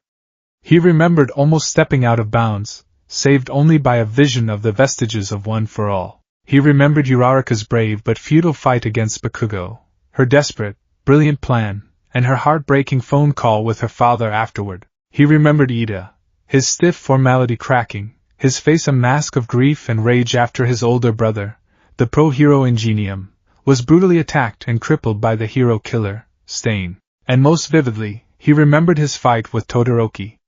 The clash of ice and broken bones. The raw, emotional confession from a boy drowning in the shadow of his monstrous father, the desperate plea. "It's your power, isn't it?" That had finally broken through the wall of ice around Todoroki's heart, convincing him to use his fire. Izuku felt a suffocating pressure descend upon him. Before, his goal for the sports festival had been simple, if terrifying, to announce to the world, "I am here!" Just like All Might. Now, his goals were impossibly complex. He wasn't just a participant anymore. He was a reluctant god, staring at a chessboard where he already knew the outcome of every move. He had the power to change things. He could warn Ida about his brother. He could help Uraraka devise a better strategy. He could prepare the perfect, calculated words to save Todoroki from his self-imposed torment. But how? How could he do any of that without revealing his secret? How could he manipulate events without creating even worse, unforeseen consequences? He had tweaked one battle and a supervillain had become obsessed with him. What would happen if he started meddling in the personal lives of his friends? He felt an immense, crushing weight of responsibility. It wasn't just about winning anymore. It was about fixing. And the thought of failing, of knowing he had the power to save someone and choosing the wrong path, was more terrifying than any Noma. He felt trapped, a prisoner of his own foreknowledge. That night, sleep offered no escape. He was plagued by nightmares, but they were not of the USJ. They were flashes of the future. He saw Ingenium, broken and bleeding in a dark Hosu alleyway. He saw Todoroki's face, half covered in frost, his eyes filled with a cold, dead hatred. He saw his own fingers, shattering one by one against a wall of ice. He woke up with a gasp, drenched in a cold sweat, the phantom pain of his fight with Todoroki echoing in his bones. The migraine was back with a vengeance, a throbbing, relentless pulse. He stumbled to the bathroom, his reflection in the mirror a pale, haunted stranger with dark circles under his eyes. He was the boy who had inherited the world's greatest power. And now, he had inherited its most terrible one, too. One for All was a torch to be carried, a symbol of hope. Rewind was a poison, a secret that isolated him and burdened him with the weight of infinite, terrible possibilities. He clenched his fist, the faint green sparks of One for All tracing along his knuckles. The sports festival was coming. He had no choice but to face it. But he would not be the same Deku who had walked into the USJ. He was no longer just a hero in training. He was the hero who remembers, and that was a cross he would have to bear alone. The 2 weeks leading up to the UA Sports Festival were, for Izuku Midoriya, a unique form of hell. For his classmates, it was a period of intense, feverish training. The air in and around the Class 1A dorms crackled with energy and ambition. Kirishima and Ojiro were constantly sparring, their shouts echoing across the training grounds. Uraraka was pushing the limits of her quirk, trying to increase her weight tolerance and fight the nausea. Even Mineta was devising some new, super move with his sticky spheres. It was a time of camaraderie, fierce rivalry, and boundless potential. Izuku was an island in the middle of that bustling ocean. He trained, of course. He trained with a desperate, frantic energy that worried his friends and earned grudging nods from Aizawa. Under All Might's increasingly cautious supervision, he pushed his body to its absolute limits. He wasn't just trying to master One for All anymore. He was trying to outrun his own mind. He ran until his lungs burned and his legs gave out. He lifted weights until his muscles screamed in protest. Physical exhaustion was a welcome anesthetic, the only thing that could muffle the ceaseless, throbbing drum of his migraine and silence the ghosts of his memories. But his true training happened late at night, long after the last lights in the dorms had winked out. It happened in the quiet solitude of his All Might-themed room, surrounded by the smiling face of the hero he felt he was betraying with every calculated thought. He sat at his desk, a single lamp casting a pool of light on a fresh notebook. The cover didn't read Hero Analysis for the Future. This one was different. This one was titled Causality and Consequence, the Sports Festival. It was the most difficult thing he had ever done. He was no longer analyzing heroes to emulate them. He was analyzing his friends, his own past, his own future past, as a set of variables to be manipulated. He spent hours meticulously documenting the events of the festival as he remembered them from the original, unwritten timeline. He diagrammed the obstacle race, noting the exact timing of the robot attack and the chasm fall. He listed the cavalry battle teams, their strategies, their successes, and their failures. He created detailed brackets for the one-on-one tournament, charting out each matchup, each victory, each defeat. It felt like sacrilege, like he was transcribing a sacred text only to deface it with his own edits. His primary focus, the name that appeared on more pages than any other, was Shoto Todoroki. The memory of their fight was the most vivid, the most emotionally charged of the entire festival. He remembered the biting cold, the sheer, overwhelming power of Todoroki's ice. He remembered the agony of his own shattering bones as he used 100% smashes just to stay in the fight. But more than the physical pain, he remembered the emotional anguish radiating from Todoroki, a desolate cold that had nothing to do with his quirk. He remembered the story of endeavor, of Rei Todoroki, of a childhood forged in abuse and obsession. And he remembered his own desperate, in-the-moment cry, "It's your power, isn't it?" In the original timeline, that plea had been a raw, spontaneous burst of pure heroic instinct. It had been the cry of a boy who couldn't stand to see another person suffering, who saw a sad look in a rival's eyes and decided, recklessly, to do something about it. This time, it couldn't be that. He couldn't afford spontaneity. He couldn't afford raw instinct. He had seen what changing a single battle had done. It had put him on Shigaraki's radar. What would happen if he meddled in something as deeply personal and volatile as the Todoroki family drama? The butterfly's tremor could become a hurricane. He had to be precise. He had to be perfect. So, night after night, he worked. He replayed the confrontation in his head, dissecting it. He wrote down his original words, then he began to revise them. He sharpened his arguments, polished his phrases, and honed his emotional appeal into a surgeon's scalpel. He used his encyclopedic knowledge of heroes, pulling obscure facts about Endeavor's career, about heroes who had overcome difficult pasts. He structured his speech like a legal argument, building from a foundation of empathy to a crescendo of irrefutable, emotional logic. He was weaponizing his own empathy. He was crafting a key to unlock Shoto Todoroki's soul, and the cold, calculated nature of it made him feel sick to his stomach. This wasn't the heart of a hero. It was the mind of a manipulator. He made a conscious, painful decision. He would let most of the festival play out as he remembered it. He couldn't risk changing too many variables. Shinso would use his quirk on him, and he would have to rely on the vestiges to break free. Uraraka would fight Bakugo, and she would lose, as painful as that was to accept. He reasoned that her struggle, her defiant bravery in the face of overwhelming power, was a crucial part of her own journey. A moment that would fuel her growth. To take that away from her would be its own kind of violation. And Ida, this was the hardest pill to swallow. He knew that during the festival, somewhere in Hosa City, the hero killer would find Tensei Ida. He could stop it. A single, anonymous tip to the police or to Ingenium's agency would be enough. But how could he explain such a specific piece of foreknowledge? The risk of exposing his secret, of drawing the kind of attention that Nisa had expressly forbidden, was too great. The logical, cold part of his brain, the part that sounded disturbingly like Principal Nizu, told him that Tensei's tragedy was a fixed point, a catalyst for Tenya's own growth and his future confrontation with Stain. To alter it was to gamble with a future he couldn't predict. He hated it. He hated himself for it. But he forced himself to compartmentalize, to focus on the one major change he felt he had to make, Todoroki. When the day of the sports festival arrived, Izuku felt like a ghost walking among the living. The roar of the crowd, the vibrant colors, the palpable excitement in the air, it all felt distant, like he was watching it on a television screen. He moved through the motions of the first two events with a strange, detached precision. In the obstacle race, he didn't need to analyze the robots.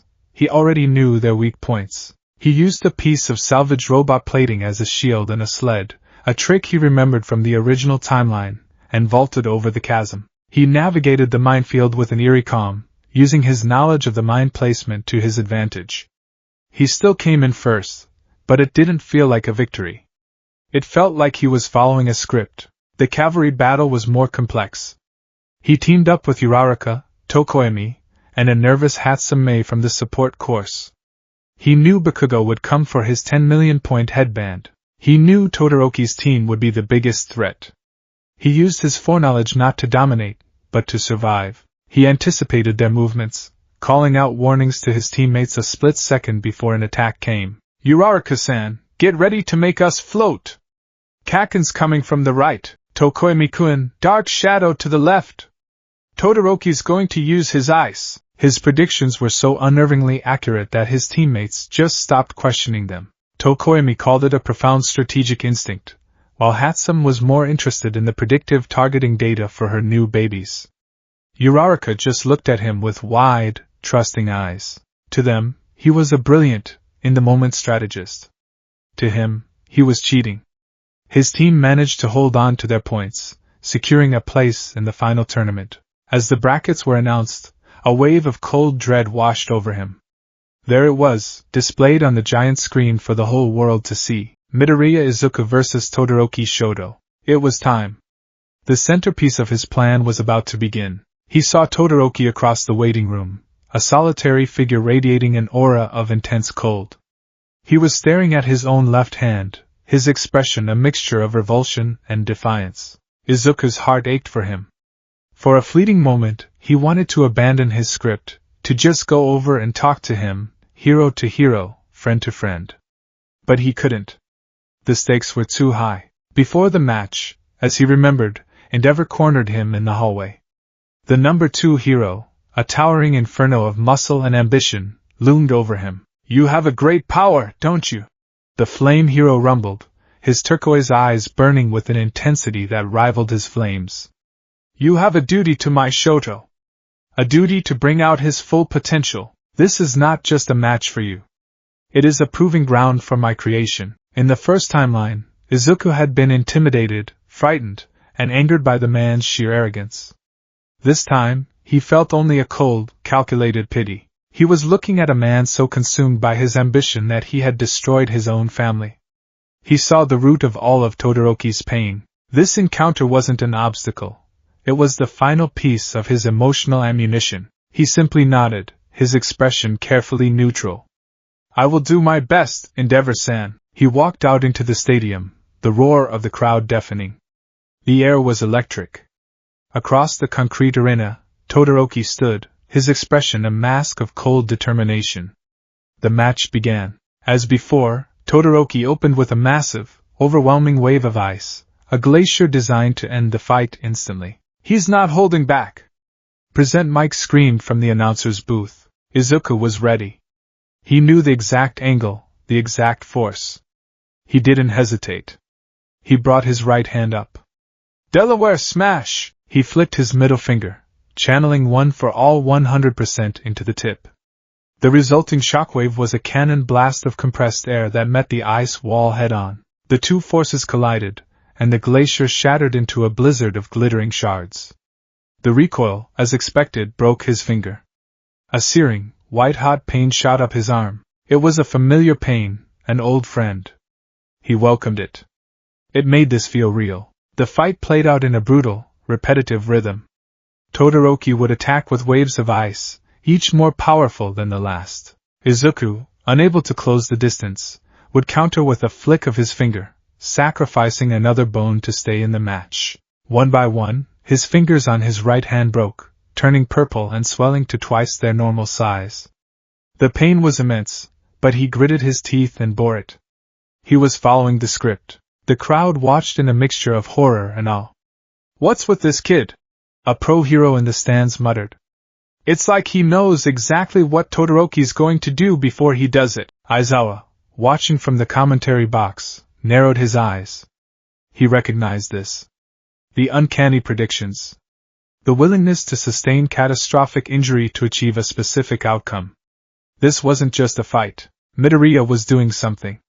He was orchestrating something. Finally, with his right hand a useless, mangled mess, Izuku switched to his left. Another smash, another broken finger. He was running out of options. Todoroki was beginning to slow, a layer of frost creeping up his right side, a consequence of overusing his ice. This was the moment. The turning point. "Why are you going so far?" Todoroki asked, his breath misting in the cold air, his voice strained. Izuku took a shaky breath, the words he had practiced for weeks rising to his lips. He started his speech, not with a shout, but with a quiet, firm statement. "Because everyone is giving it their all," he began, his voice steady despite the agony in his arms. "To win, to get closer to their dreams. To become the #1 hero." He looked Todoroki directly in the eye. "To fight with your full strength and yet refuse to use half your power. You haven't managed to injure me at all, you know." He took a step forward, his legs trembling. "Look at me, Todoroki-kun. I'm doing this, breaking myself over and over, because I want to live up to the expectations of the person who gave me this chance. Because I want to be a hero who can save people with a smile." He then delivered the first calculated blow, pulling from the encounter in the hallway. "Your father, Endeavor, he has his eyes on you. He thinks of you as his creation, a tool to surpass all might. But he's wrong." Todoroki flinched, a crack in his icy facade. "I know what he did to you. To your mother," Izuku said, his voice dropping, filled with a genuine empathy that transcended his calculated script. "This part, at least, was real. But that fire, that power, he may have passed it on to you, but its legacy, what you do with it, that belongs to you and you alone. It's not his fire. It's not his power." He clenched his mangled left fist, green sparks of one for all flickering around the broken bones. He prepared for the final, desperate charge he remembered from before. He would get in close, force the confrontation. "So I'm asking you, Todoroki-kun. No, I'm telling you. To deny that part of yourself, to fight with only half your strength, that's not a defiance of your father. You're just letting him win. You're letting him define the terms of your existence." His voice rose, no longer a calculated speech, but a raw, desperate roar that came from the very core of his being. The script was burning away, replaced by the pure, unfiltered heroic instinct he had tried so hard to suppress. "It's not his.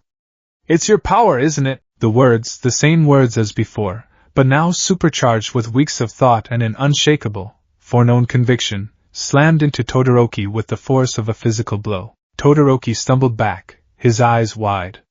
His past flashed before his eyes, his father's brutal training, his mother's pained tears, her horrified scream, the searing pain of the boiling water, and then, his mother's gentle words from a forgotten memory, a memory he had suppressed for years. "But you want to be a hero, don't you? It's okay for you to be who you want to be." Something inside him shattered. The dam of ice and resentment he had built around his heart for a decade cracked, and then burst. With a primal scream that was part rage, part grief, and part liberation, his left side erupted in a volcanic torrent of flame. The heat wave was instantaneous and immense, washing over the stadium. The frost on Todoroki's body melted in a cloud of steam. He stood there, wreathed in a vortex of swirling fire and ice, a being of perfect, elemental balance. The look in his eyes was no longer cold or hateful. It was alive. Izuku smiled, a pained, bloody, triumphant smile. It had worked. He had won. He had also completely miscalculated the aftermath. Todoroki, in his newly unleashed state, was on a completely different level. He launched a final, cataclysmic attack. A wave of ice to immobilize Izuku, followed by a superheated blast of fire. Izuku, with his body broken and his goal achieved, could only counter with one last, head-on smash. The resulting explosion was apocalyptic. The concrete arena was torn apart. Cementos and Midnight had to intervene, creating walls to protect the audience from the shrapnel. When the smoke cleared, Izuku was lying unconscious, blown out of bounds and crumpled against an emergency wall.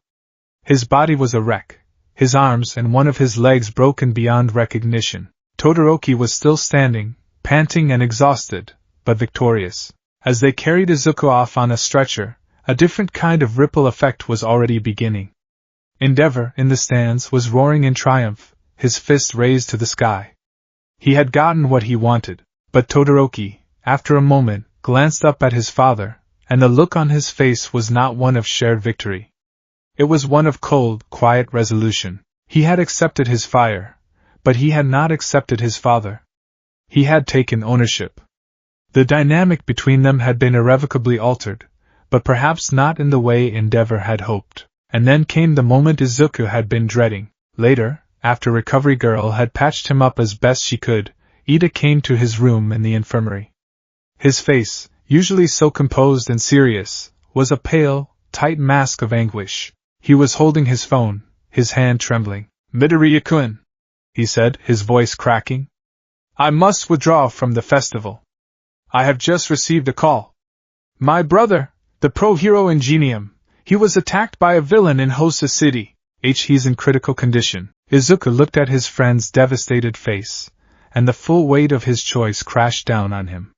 He had been so focused on Todoroki, on playing his calculated game, that he had allowed this to happen. He had let his friend's world fall apart.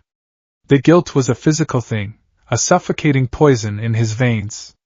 He had the power of a god, and he had done nothing. The knowledge that he had made a conscious choice to sacrifice Tensei Ida for the sake of the stable timeline made him feel like the worst kind of villain. He offered his condolences, his words feeling like ash in his mouth.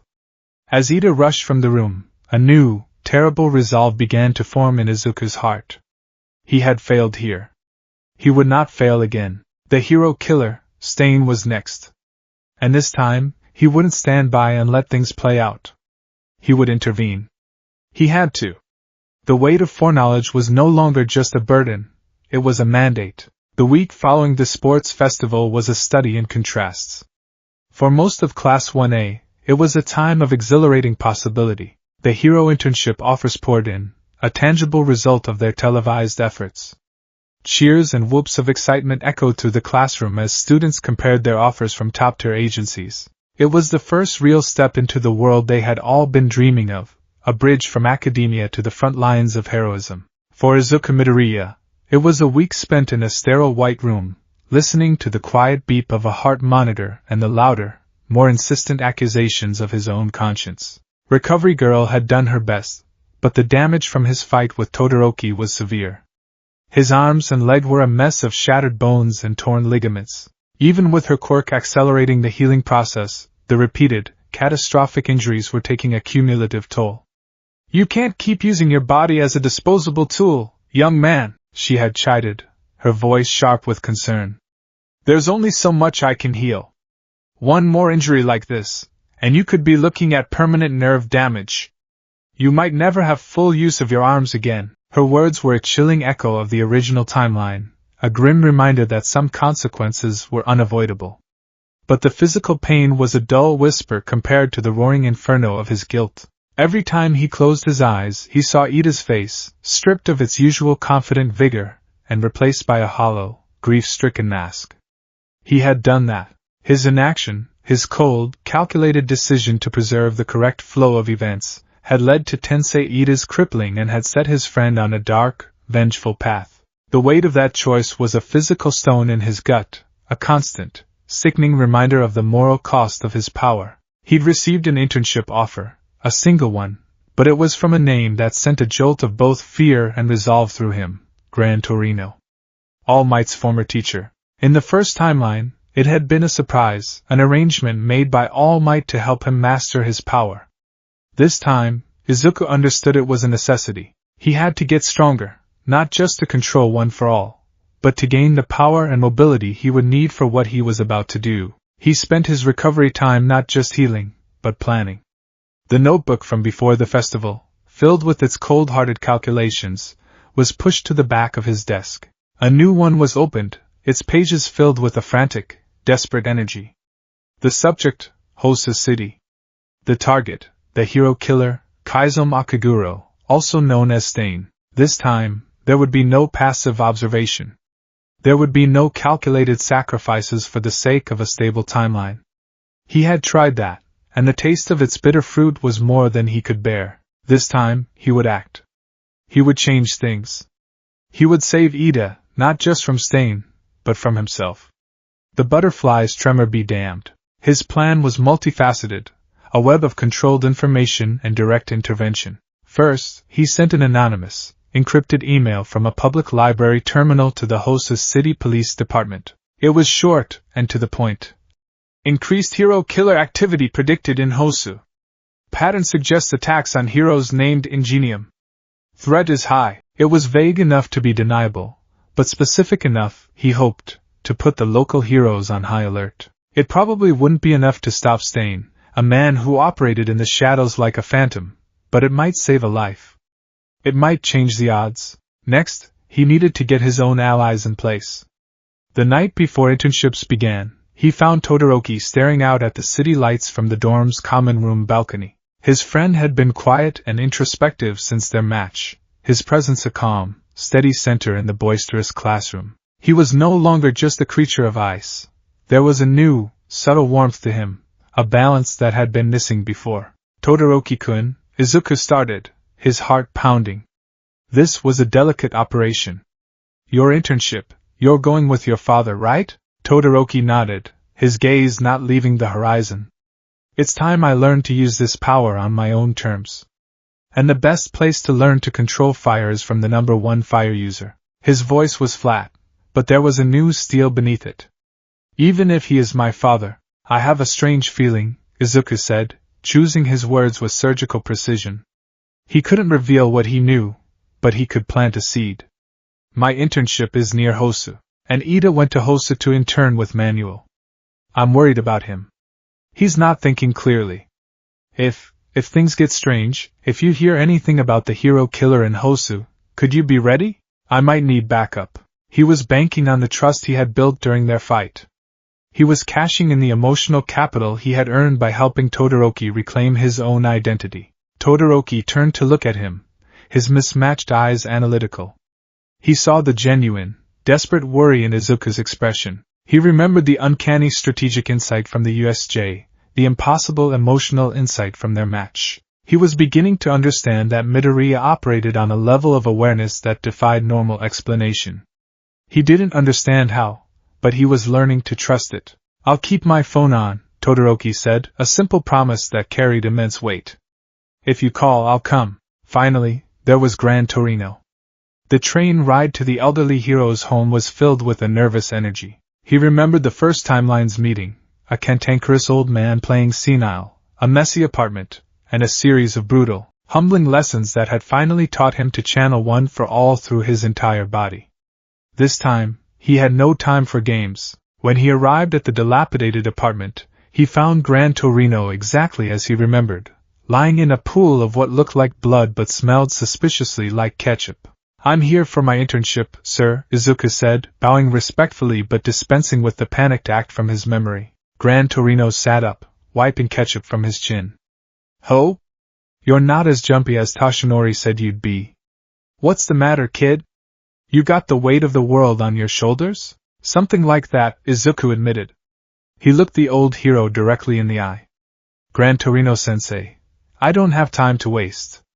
All Might sent me to you to learn full cowling. I know that, but there's something else.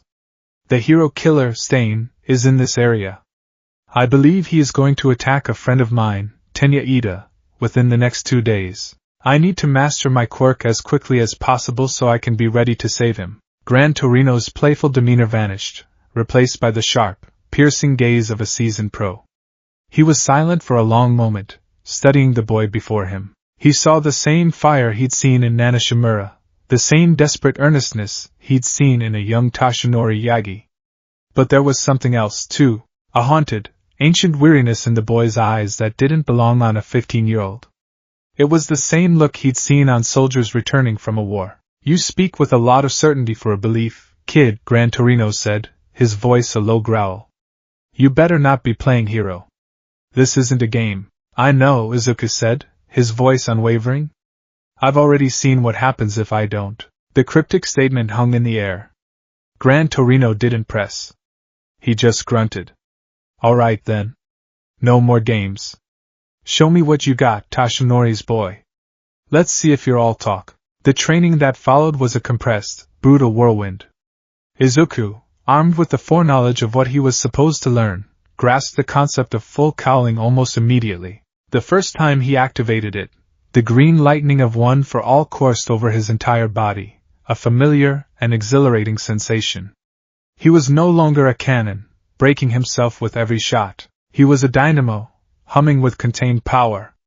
He could move, he could fight, without shattering his own bones. He and Gran Torino sparred relentlessly, the old hero bouncing off the walls like a pinball, his jet quirk making him an impossible target.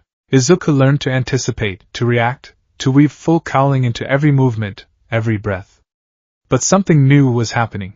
Under the immense stress of the fight, under the pressure of the ticking clock that was Ida's life, his other quirk began to bleed through. It wasn't a full jump. It was something smaller, more refined.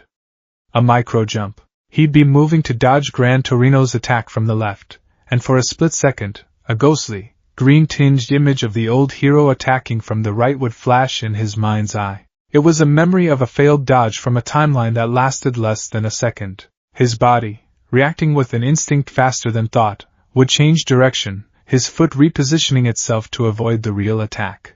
The first time it happened, Gran Torino pulled up short, landing softly on the floor. "What was that?"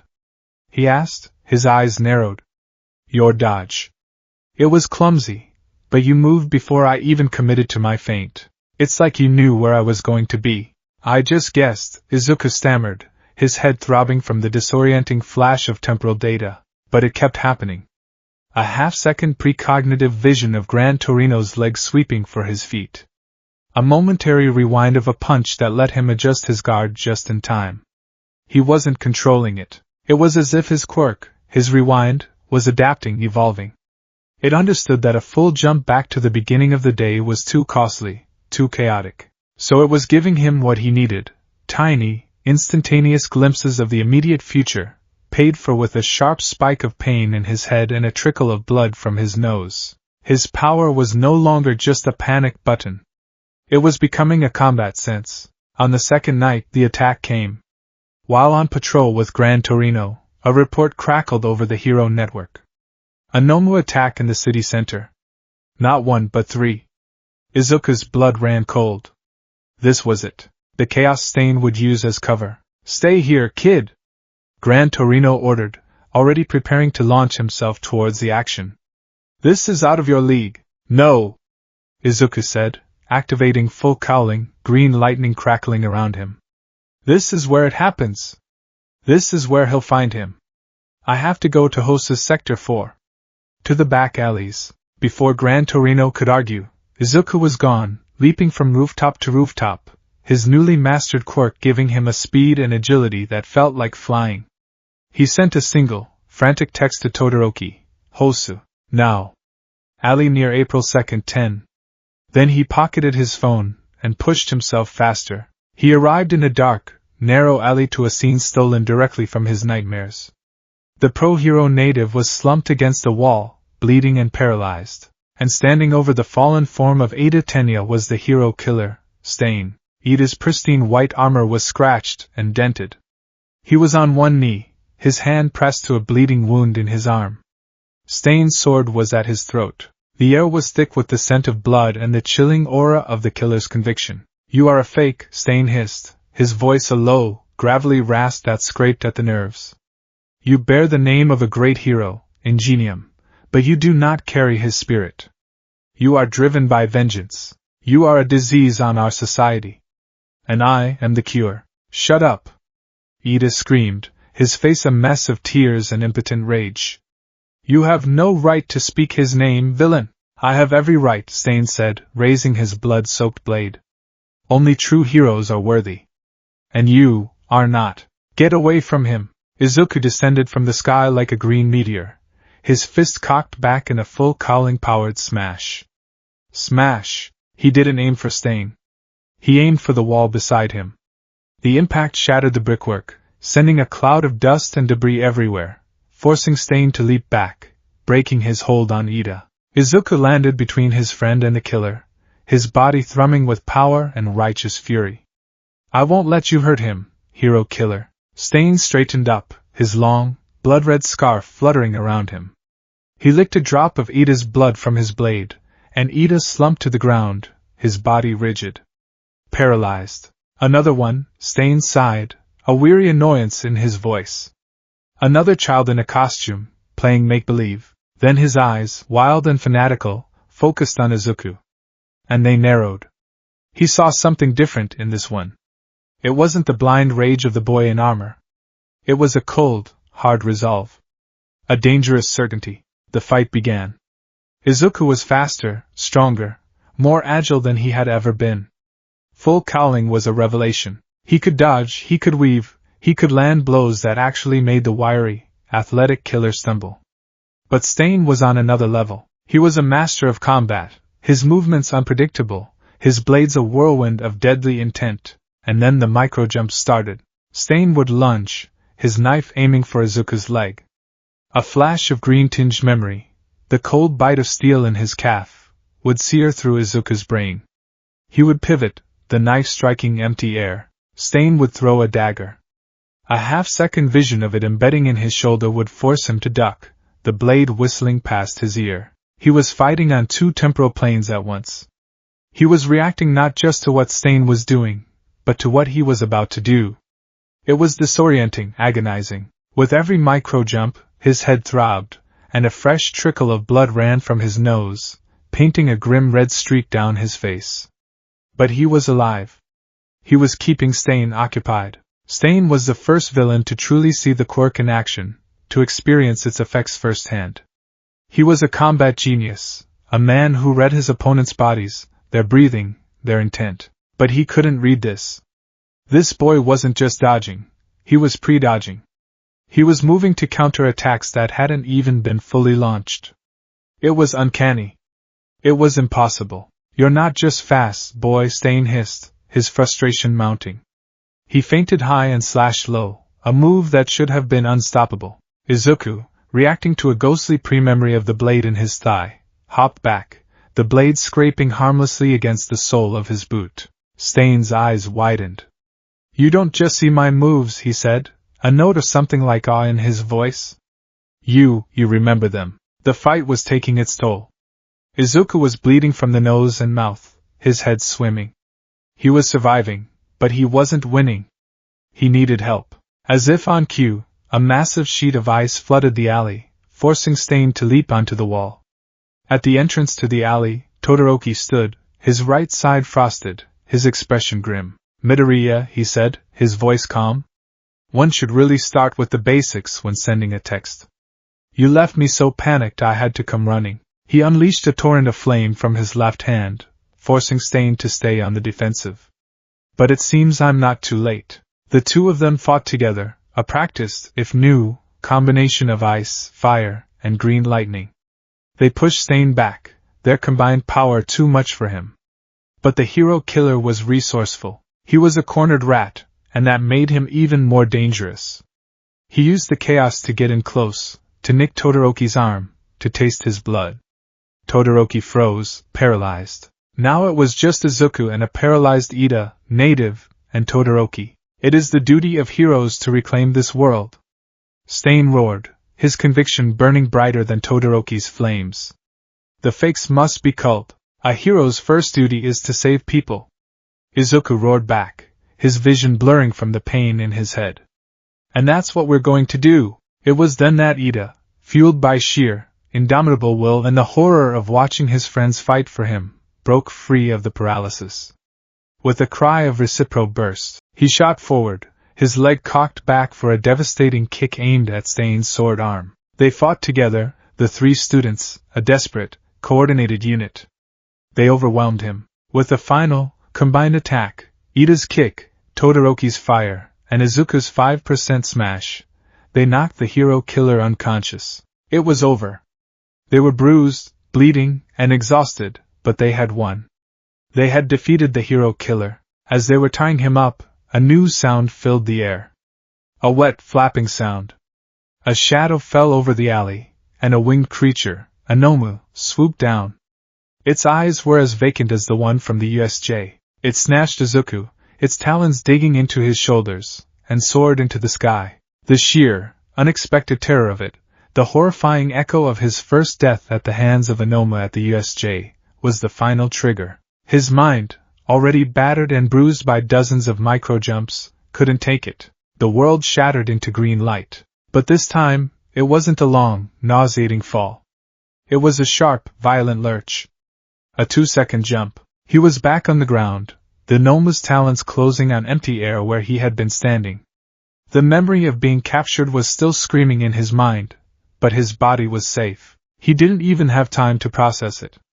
He just reacted. He looked up at the flying Nomu, at its exposed, pulsing brain. And he yelled, his voice raw and powerful, a command born of absolute certainty. Endeavor!